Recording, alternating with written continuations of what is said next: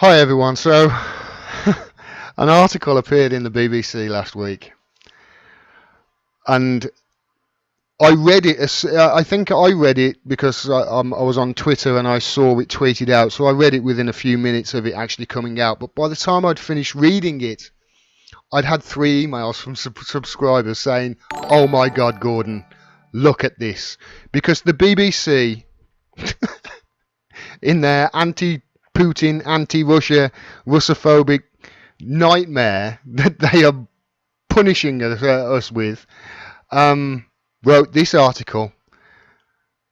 Enjoy. How Putin's Russia turned humour into a weapon. Oh my God, these Russians, they're going to make us laugh to death. Is that what they're trying to say?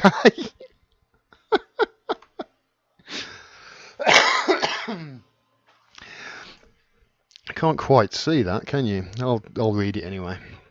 In the dying days of the Soviet Union, Russians used humour to escape the bleak reality of economic stagnation, food shortages, and long queues. Well, it's not just the Russians. I mean, the British did that in World War II. British used humour as a defence mechanism, if you remember, to actually get by during hard times. Do you think that's the angle that the BBC article is going to take? Think again. Political satire flourished in TV in the form of latex puppets during the 1990s, but it was quickly slapped down when Vladimir Putin came to power. In today's Russia, where the media is largely controlled by the Kremlin and its allies, there is little room for genuine political humour unless it is used to deflect the blame from the government. How Russia turns criticism into a joke. Now we get into what they're trying to say in this article. Humour and ridicule were a key part of Moscow's response when the UK said it was, quote, highly likely that Russia was behind the poisoning of a former spy, Sergei Skripal, and his daughter Yulia in Salisbury. Yes, I remember making quite a few jokes about it myself. Do you know why? Because what you were saying happened was fucking preposterous, and nobody with a brain in their head believed it. It wasn't just Russia who were laughing at you, it was the entire fucking Western world. Russian officials and media figures have since tried to turn the English phrase, highly likely, into a mocking catchphrase that implies Russia is being blamed for everything with the flimsiest of evidence. Yeah, and that's the case. They are gaslighting people here. But that's the case, and they're trying to say, no, it's not the case. They're using it they're weaponizing it against you. It's fucking, this is akin to the Brexit threat to sandwiches article I wrote earlier this year. They have enlisted a range of popular figures from English literature, such as Agatha Christie's Hercule Poirot and Conan Doyle's Sherlock Holmes, to ridicule British allegations of Russian involvement in the poisoning, which they denounce as unfounded. The bastards! They've turned Poirot and Sherlock Holmes against us. Fucking Ruskies. You see there, one of the tweets the Russian embassy sent out. In absence of evidence, we definitely need Poirot in Salisbury. This is weaponized, according to the BBC. Joking about preposterous claims is weaponized.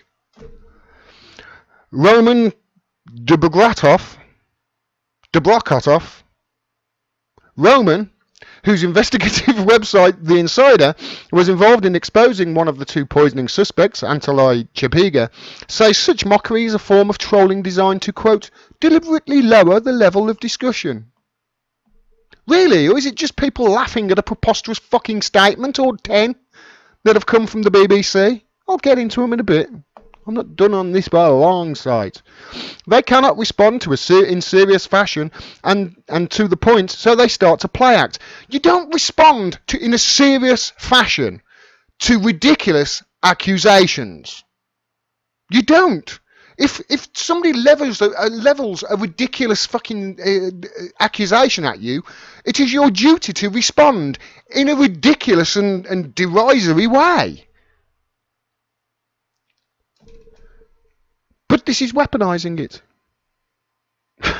Along with conspiracy theories and misleading narratives, he argues, this kind of tactic aims to sow doubt. I wonder if I wonder if Roman is attached to, you know, Integrity Initiative or anything to do with the Atlantic Council. I wonder if he's got it funded from them. The result is that many will watch TV and decide there is no way of really getting to the bottom of what happened. If only there was something, I don't know, if only they had an internet in Russia. And they've got the TV and they've got the internet, you know. In other words, he says no one is a saint, truth does not exist. Internet audiences are also a key target for this technique. Oh, right, they're doing it for the internet as well. The BBC have covered all bases then.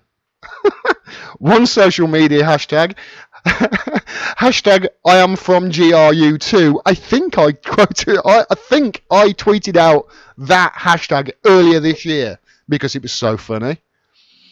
Appeared to be inspired by the Me Too movement. I actually tweeted it out when they were saying that Guccifer 2.0 is a GRU officer, which is just preposterous. Even Guccifer, the Romanian hacker, doesn't think Guccifer 2.0 is Russian. Even the original Guccifer thinks Guccifer 2.0 is a American psyop.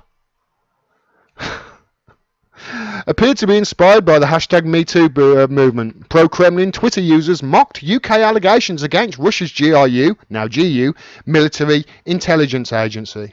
One spoof job advert joked that the GRU was, quote, looking for employees while its cyber attack department, chemical weapons department and election meddling unit. There is no need to apply, we'll find you ourselves. Ben Nimmo, who I've spoke about quite a bit. You know him from the Integrity Initiative and DFR Labs, Atlantic Council, and the smear pieces written on Corbyn, and you know the smear pieces he's written on activists who are just anti-war and pro-peace online, outing them as Russian bots. Ben Nimmo. So this is who they go to at the BBC. Why are they going to Ben Nimmo at the BBC? Why are they going to him? If he works for a non-government, why do they keep going to him? Is it because they're told to? Because Ben Nimmo... Sort of fucking scam. Ben Nimmo, an Atlantic Council researcher on Russian disinformation, told the BBC that attempts to create funny memes were part of the strategy as, quote, disinformation for the information age. Sounds good, Ben. Well done. Go back to outing Finnish grandmothers as bots on Twitter, will you? Twat. Russia's move towards using humour to influence its campaigns is a relatively recent phenomenon. So, they've never bothered humour before. This is serious. They've never used humour against us before. This is serious. When Vladimir Putin came to power in 2000, one of the first casualties was popular TV satirical show Kukly, which had repeatedly had a go at the new president. TV is the main source of information for most Russians, and humour was gradually replaced with apolitical or sanitised jokes that carefully avoid criticising Mr. Putin or his inner circle. So Putin has got his, control on what is said in Russia.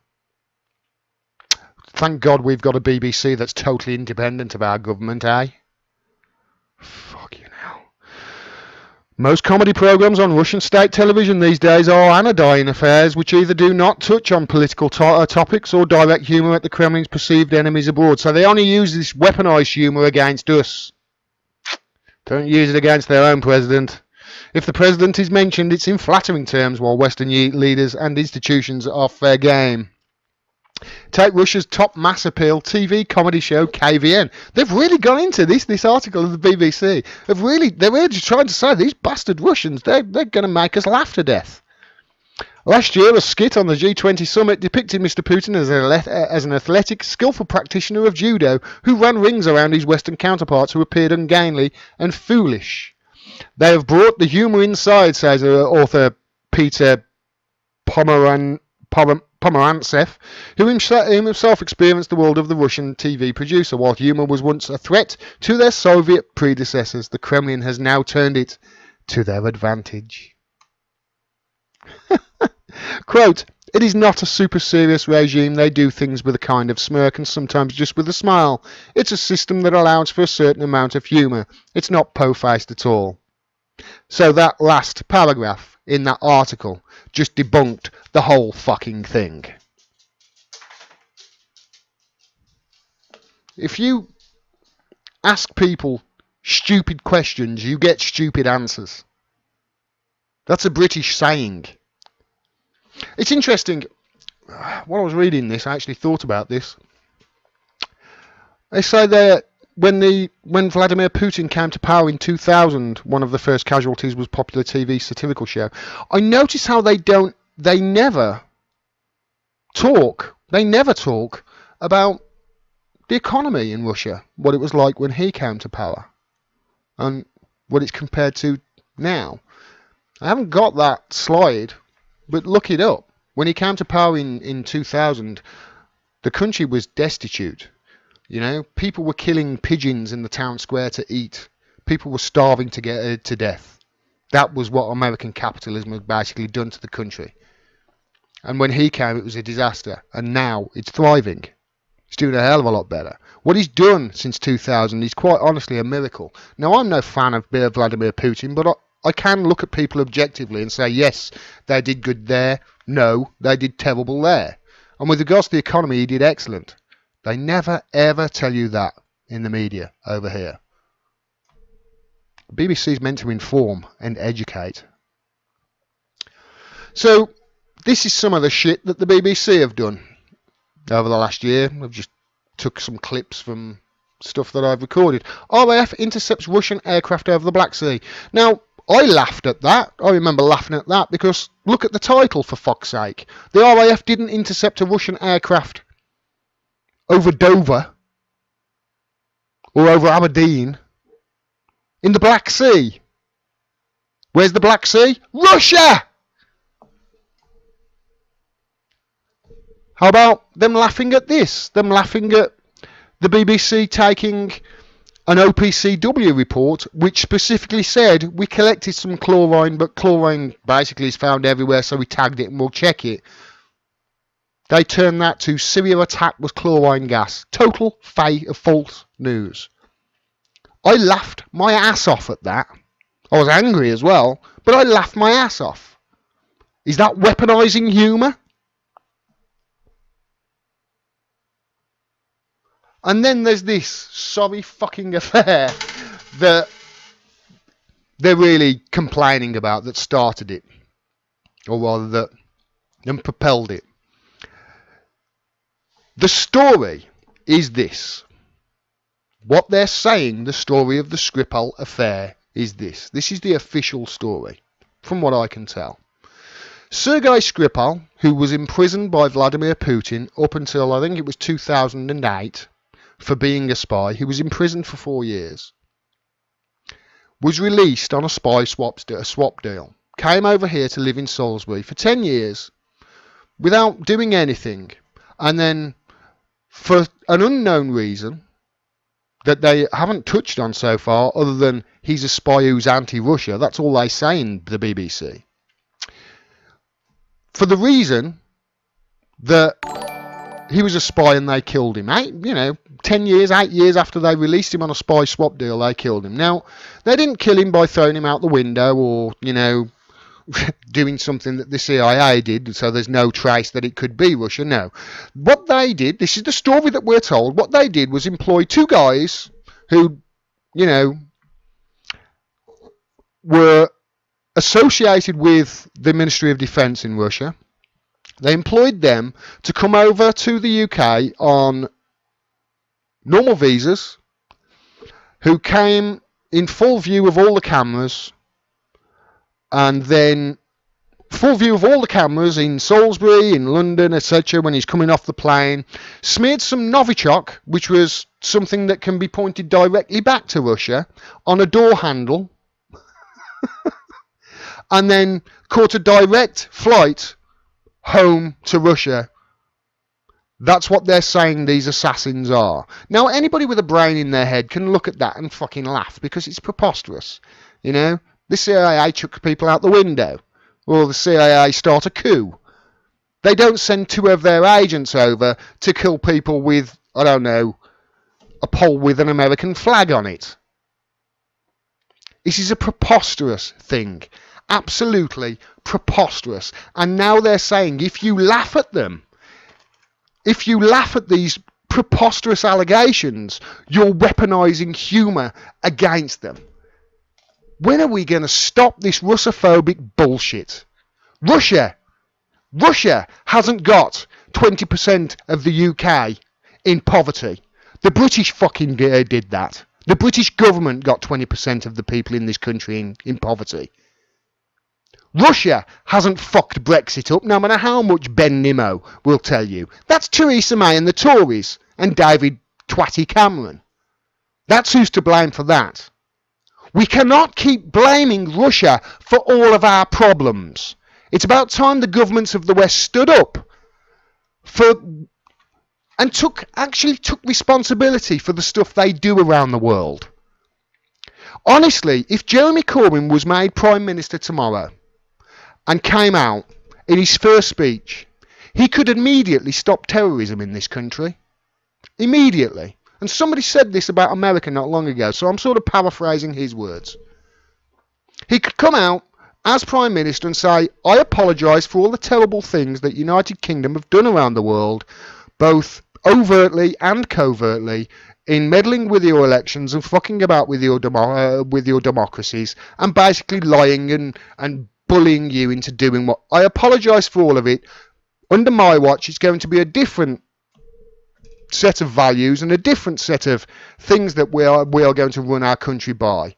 And I hope you will understand that and appreciate it.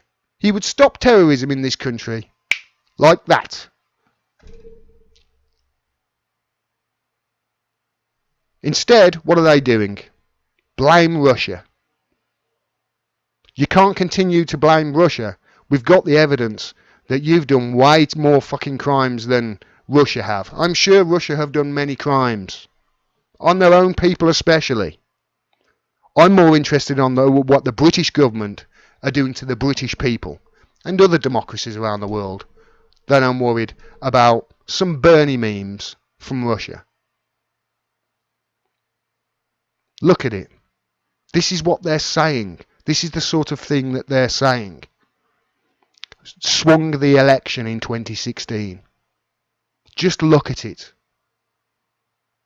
I bet you not a single one of you watching this right now has not looked at that and laughed uncontrollably. Not one of you. You have all laughed. You've all pissed yourself laughing at that. But when Putin does it, it's weaponized. If you like this video and you want to see more, please subscribe and click the bell below so you get a notification of when I drop further videos. Independent voices like mine, I'm sure you're aware, especially if you watch my videos, are being censored all across social media.